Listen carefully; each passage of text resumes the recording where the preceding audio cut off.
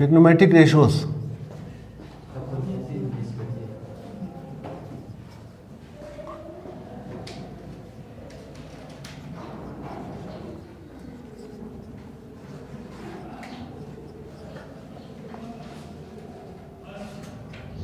तकोनियाती निस्बतें।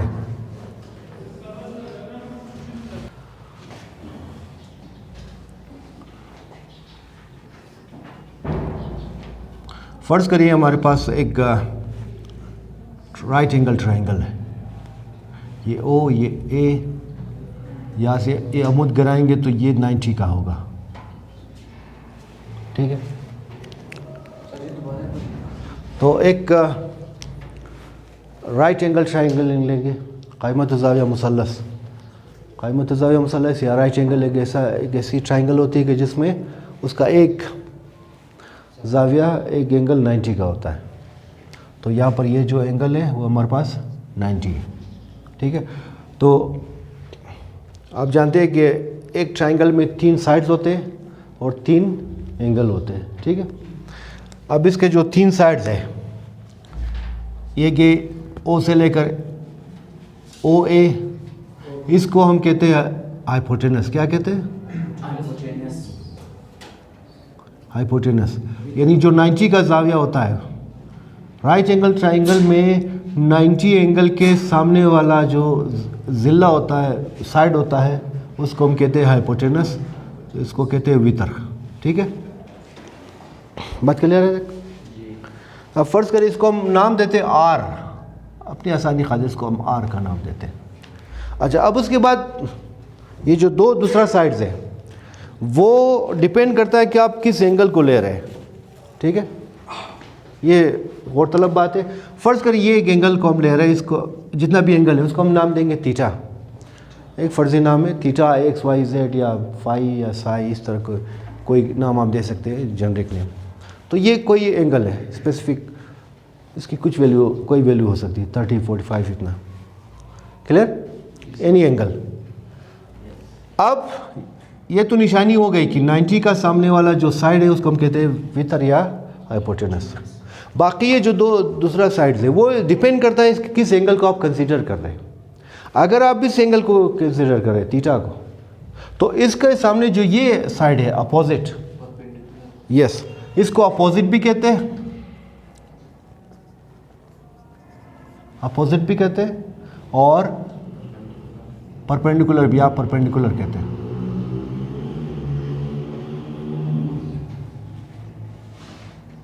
उर्दू में कहते हैं इसको अमूत, यस, ये चीज़ अमूत। फ़र्ज़ कर इसको हम नाम देते हैं, इसको हम नाम देते हैं वाई, इसकी जो लेंथ। क्लियर?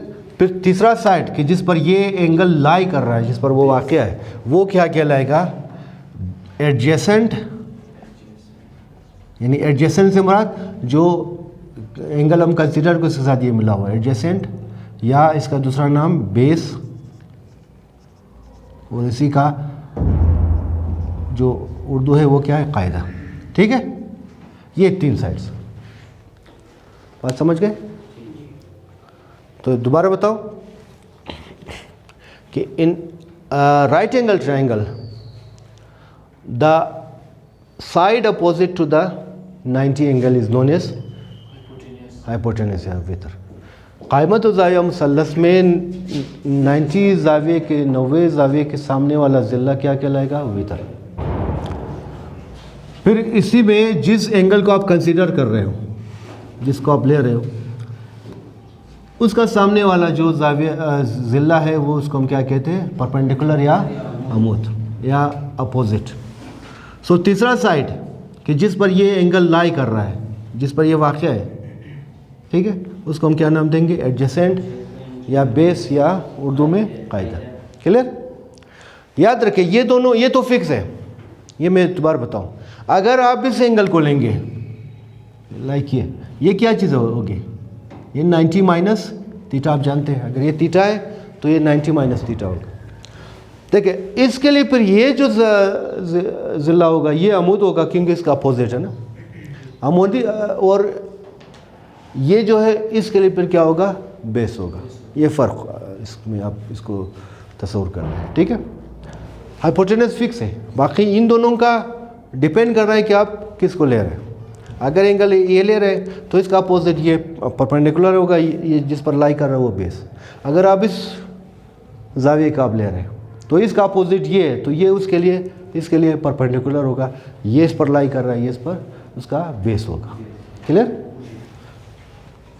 अच्छा जी, अब ये सीखने के बाद तारीफ तो लिखने की ज़रूरत नहीं, वो मैंने ज़बानी बता दिया। क्या ख्याल है? हाँ, क्लियर है तक? अब एंगल यहाँ पर चाहे जो भी हो, हर एंगल में इनके जो साइड्स हैं इनके दरमियान एक ख़ास रेशो है। उन रेशोज़ का हम एक मुख्तलिफ नाम दिए हैं, ठीक है ना, फिक्स, उनको आज हमने डिस्कस करना है। तो पहला है साइन फंक्शन। क्या? Sine, SINE, sine. ये क्या चीज़ है? ये इसको आप मुख्तसर आप इसको लिखेंगे SINs, लेकिन पढ़ेंगे साइन। जिस एंगल को आप ले रहे हैं थीटा, ये इसका नाम क्या है? साइन का मतलब होता है परपेंडिकुलर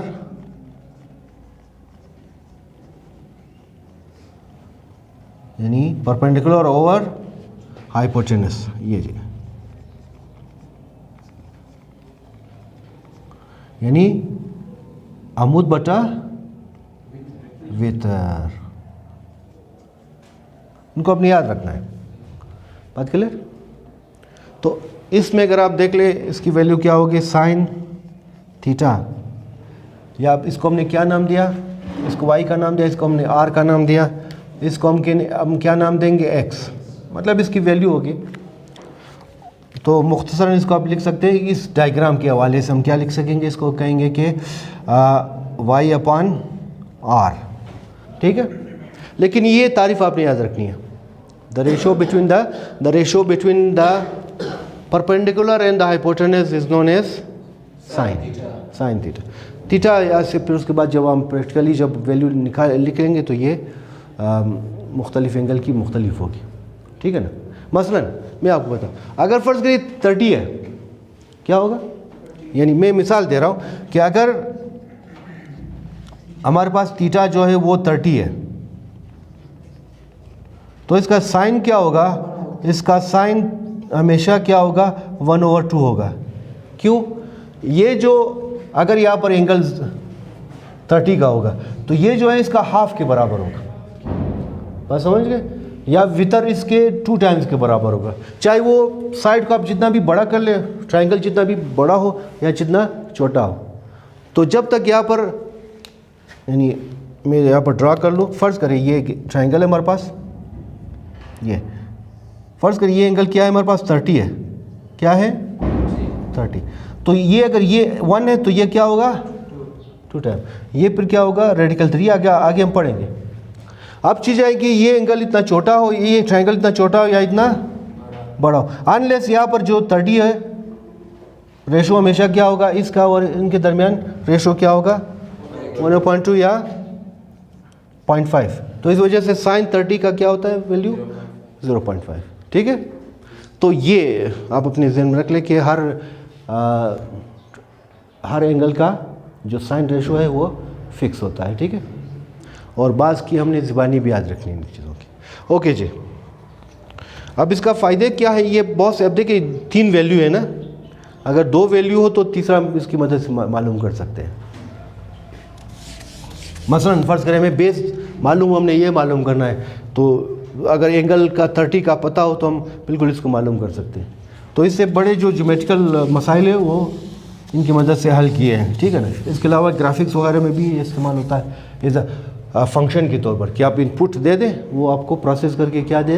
आउटपुट दे दे। अब उसके बाद दूसरा है हमारे पास कोसाइन। क्या? COSINE लिखेंगे तो COS, लेकिन पढ़ेंगे मुकम्मल कोसाइन। तो जो भी एंगल यहाँ पर होगा उसको कोसाइन थीटा, ठीक है। अब कोसाइन का मतलब क्या होता है? Base upon the ratio between base and hypotenuse. Yes, कायदा ऊपर हो या कायदा और वितर के दरमियान जो रेशो होगा उसको हम क्या नाम देंगे? Cosine theta. अब इसमें देखिए, ये हमारा बेस है, कायदा है, ये हमारा वितर, तो इनके दरमियान जो रेशो होगा वो क्या कहलाएगा? कोसाइन कहलाएगा। इसको कास नहीं पढ़ेंगे, लोग कास भी पढ़ते हैं, लेकिन आप इसको पूरा पूरा पढ़ें। Cosine, cosine 30, cosine 60, cosine theta को जो भी यहाँ पर एंगल होगा उसको आप देखेंगे, पढ़ेंगे, ठीक है। कोसाइन थीटा, कोसाइन 30, कोसाइन 45 जो भी हो, ठीक है। अच्छा, तीसरा रेशो आप देख लें। तीसरा रेशो हमारे पास है, उसको हम कहते हैं यस, उसको हम कहते हैं टेंजेंट, टेंजेंट, ठीक है। लेकिन मुख्तसर तो लिखेंगे हम 10, लेकिन पढ़ेंगे टेंजेंट ही, इसको पढ़ेंगे टेंजेंट नहीं पढ़ेंगे। तो टेंजेंट, टेंजेंट ऑफ थीटा, ये जो थीटा इस एंगल का नाम है। तो ये क्या है? पहले तो इसकी डेफिनेशन आप लिख लें, या चलिए मैं यहाँ पर लिखता हूँ। टेंजेंट का मतलब क्या होता है? द रेशो बिटवीन परपेंडिकुलर, ठीक है, परपेंडिकुलर एंड बेस, ठीक है। परपेंडिकुलर और बेस के दरमियान जो रेशो है उसको हम क्या नाम देते हैं? टेंजेंट। यानी अमूद बटा कायदा, अमूद और कायदे के दरमियान जो निस्बत है ये, तो ये हमारा परपेंडिकुलर, ये हमारा बेस, ठीक है, अमूद कायदा। तो इस डायग्राम के हवाले से ये चीज़ क्लियर। लेकिन तारीफ आपने ये याद रखनी है, ठीक है, क्लियर है तक? ये तो 3 रेशो हो गए, अमूद बटा कायदा, अमूद बटा कायदा, परपेंडिकुलर ओवर बेस, ठीक है, क्लियर है तक? सही है। अच्छा, अब आगे जाते हैं। चौथा, चौथे को हम कहते हैं कोटेंजेंट। क्या? कोटेंजेंट। देखें यहाँ पर क्या था? परपेंडिकुलर और बेस था, इसको आप उल्टा दें तो क्या होगा?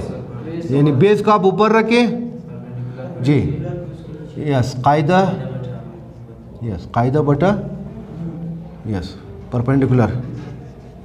ये परपेंडिकुलर मैं मुख्तसर लिख रहा हूँ, यस, या कायदा बटा अमूद, ये उसका उलट है। तो कोटेंजेंट तो लिखेंगे, लेकिन इसको लिखेंगे COT, लेकिन पढ़ेंगे उस पूरा cotangent is equal to base over perpendicular. इस हिसाब से इस डायग्राम के हवाले से अगर हम आप देख लें तो क्या होगा? ये इसका उलट, ये x y, ठीक है, x/y।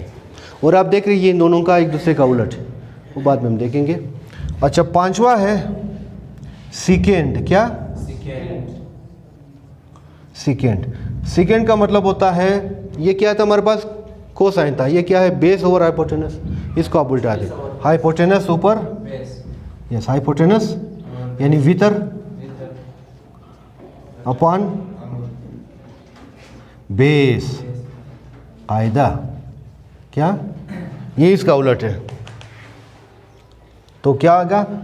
सीकेंड थीटा एंगल का नाम, और हाइपोटेनस ये R इस डायग्राम के हवाले से, और ये X। क्लियर? ये देख रहे हैं, ये दोनों आपस में उलट है। तीसरा है, बल्कि छठा, कौन सा? छठा। छठा ये क्या है था? ये उसका उलट, ठीक है। अब देखें, कोसिकेंड, इसको कहेंगे, यस, ये सेकेंड, उसके बाद क्या है हमारे पास? कोसिकेंड। कोसिकेंड, कोसिकेंड क्या है? जिस तरह साइन क्या था? हाइपोटेनस, ये उसका उलट है जी, हाइपोटेनस ऊपर, हाइपोटेनस यानी वितर अपॉन परपेंडिकुलर, यस, परपेंडिकुलर। चलो फिर पूरा लिख लो, परपेंडिकुलर, यस, अमूद। इनको अपने ऐसी चीज़ याद रखना है, ठीक है। तो क्या आ जाएगा? इसको आप इस तरह लिखते हैं COSE कोसेक, लेकिन पढ़ेंगे कोसिकेंट, ठीक है। थीटा फिर क्या होगा, नहीं यस R ओवर Y, या बाज़ औक़ात इस तरह लिखते हैं या बाज़ औक़ात इसको इस तरह भी लिखते हैं, CAC लिखते हैं मुख्तसरन अक्सर किताबों में, लेकिन पढ़ेंगे वही कोसिकेंट। हाँ, कोसिकेंट थीटा क्या, R/Y। ये जो R/Y हम लिख रहे हैं ये उसी डायग्राम को मद्देनज़र रखकर हम लिख रहे हैं, वरना असल डेफिनेशन ये इनका है, ठीक है, क्लियर। तो ये आपने याद रखना है इन रेशोज़ को। एनी क्वेश्चन, अगर कोई सवाल है तो बेशक आप पूछ लें। तो यहाँ पर आप देख लें, इन सब में हमने चंद चीज़ें नोट की है, और वो ये कि साइन थीटा ये अपोजिट है किसके, देख रहे हैं, देखें ये इसका उलट है, यानी आप इसको उल्टाएं तो ये चीज़ बन जाएगी, ठीक है। तो इस वजह से sine is equal to 1 cosecant. समझ में आ रही बात, ये किसके बराबर, Y/R, ये साइन, जबकि ये क्या है कोसिकेंट R/Y। तो ये दो एक दूसरे के आपस में क्या है, उल्टा है, यानी इसको आप इसमें कन्वर्ट कर सकते हो। वो किस तरह, y को आपने क्या करना है, y पे डिवाइड करना है, इस r को भी आपने क्या करना है, y पर डिवाइड करना है। किस पर डिवाइड करना है, यानी न्यूमरेटर को भी हमने किस पर डिवाइड किया, डिवाइड बाय y। तो यहाँ पर क्या होगा, देखें ये दोनों आपस में कैंसिल होगा तो ये 1 आ जाएगा, तो ये R/Y। तो इसका मतलब क्या हुआ कि ये किसके बराबर है, ये 1 ये किसके बराबर है, R/Y कोसिकेंट। बात क्लियर, नहीं उसी तरह रखेंगे ना उसको। तो इसका मतलब नतीजा क्या निकला, ये एक दूसरे का उलट है, ठीक है। तो साइन कोसिकेंट का उलट, यानी यहाँ से आप इस तरह निकाल सकते हैं कि साइन थीटा इंटू इसको आप इस तरफ लाए तो यह क्या होगा, कोसिकेंट थीटा, ये इसका जवाब क्या आएगा, 1 आएगा। और यहाँ से भी आप ये बात निकाल सकते हैं कि cosecant theta is equal to 1/sin, ठीक है। बात क्लियर है यहाँ तक। अच्छा, आगे बाकियों का भी आप इसी तरह देख लें, मैं वो डायरेक्ट लिखूंगा। तो नतीजा क्या निकला हमारे पास कि साइन थीटा ये अपोजिट है किसके, 1 कोसिकेंट थीटा के।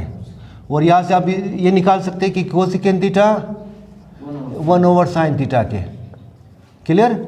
इसी तरह आप दूसरा नतीजा क्या है, ये देखिए कोसिकेंट क्या है, x/r, ये क्या है, R/x। ये दोनों आपस में उलट है, देख रहे हैं, ये x/r है, ये क्या है, R/x है।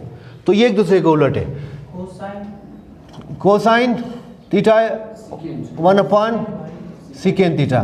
तो यहाँ से इन दोनों का प्रोडक्ट क्या होगा, cosine theta into second theta, ये 1 के बराबर होगा। यहाँ से आप निकाल सकते हो कि secant theta is equal to 1 cosine theta, ठीक है। ये इस तरह एक नतीजा निकला।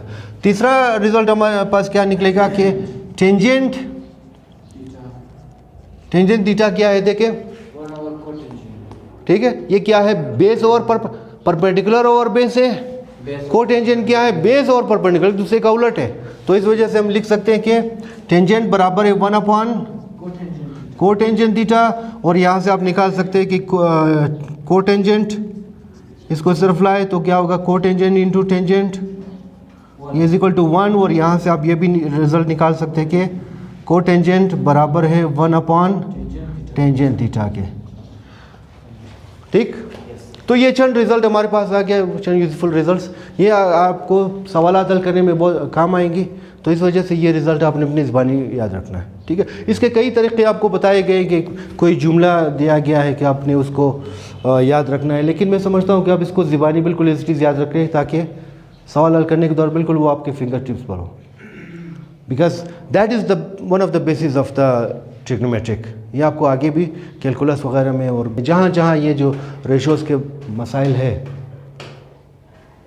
मैथमेटिक्स की दूसरी शाखाओं में भी काम आएगा और आगे फर्स्ट और सेकेंड ईयर में इसके बहुत ज़्यादा इस्तेमालात होंगे। ठीक है, ये जो चैप्टर हम पढ़ रहे हैं that's very important for first year, for second year और आगे जो भी आप मैथमेटिक्स पढ़ेंगे, यही चीज़ें। तो इस वजह से इसको बिल्कुल कॉन्सेप्चुअली अपने जहन में बिठाना है और इसको लॉजिकली और थारोली आपने इसको समझना है। ठीक है, तो एनी क्वेश्चन, अगर कोई क्वेश्चन है तो आप बता सकते हैं। तो फंक्शन का भी मैंने बताया कि इसको फंक्शन क्यों कहते हैं, क्योंकि आप एक इनपुट डालते हो वो आपको आउटपुट देता है। आगे फिर हम इसको देखेंगे। तो ये बातें थी ट्रिग्नोमेट्रिक रेशोज़ के बारे में, बुनियादी बातें। इसको मज़ीद हम आगे ले जाएंगे। अभी तक अगर आपने वीडियो को फॉलो किया है तो काइंडली नए व्यूअर्स चैनल को सब्सक्राइब करें। वीडियो पसंद आए तो लाइक ज़रूर कीजिए और इसे अपने दोस्तों के साथ शेयर भी कीजिए। Thank you very much.